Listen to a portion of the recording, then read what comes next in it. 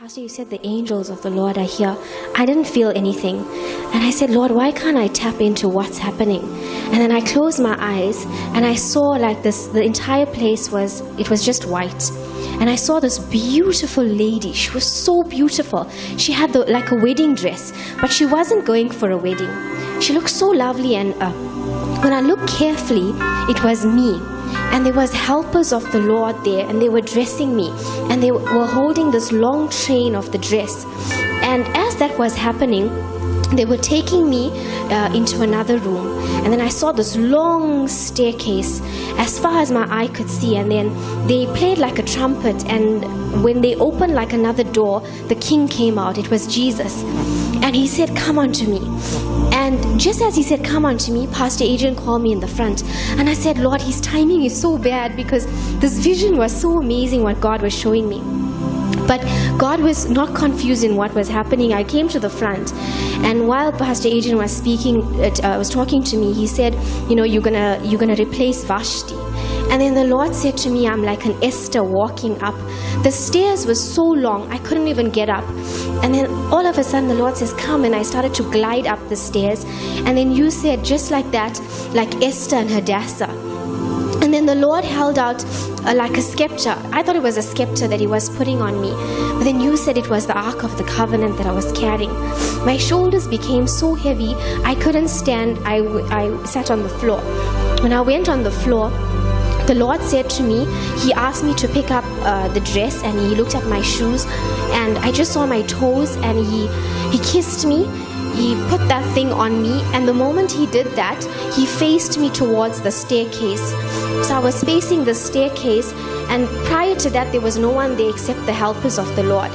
And all of a sudden, he showed me the nations. There were different women, there were men there were people of different race. I just knew they were from different countries. And then Pastor Eddie, you said, the Lord is something about the nations. And you said, "Bianca, this is even for you." And I said, Lord, please forgive me, because what you were showing me was a continuation of what you showed through Pastor. And the Ark of the Covenant was so heavy, I couldn't even drive home. I was sitting sitting hunched in the car because there was this heavy metal on my shoulders. And the Lord was telling me, like Esther, He's raising me up with the favor. Everything that He showed me in the week was confirmed in the house, from Sunday to you calling me, and even through the week. And this week was very challenging. I had to be bold. It was many challenges. And I think you posted this on the chat. You said, after the experience, be careful that you don't get angry and stuff like that.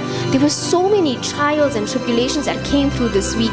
But I thank God that we overcome, and He's so faithful. He was showing me so many things. I went out even for lunch, and they gave us the meal for free. Like wherever I drive, even if I just drive past and I think about something, it's delivered to me.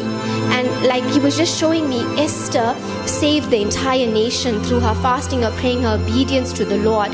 And He was also telling me that she was an orphan girl to many. People knew as an orphan girl, but she was already called as royalty by Him. And she was always royalty. And just like myself going up there, I felt like the Lord extending that scepter and saying, "I have called you, I've chosen you, irrespective. You've been without a natural dad. I've called you. I'm your father. I'm your king." It was such confirmation of everything that I've gone through in my life.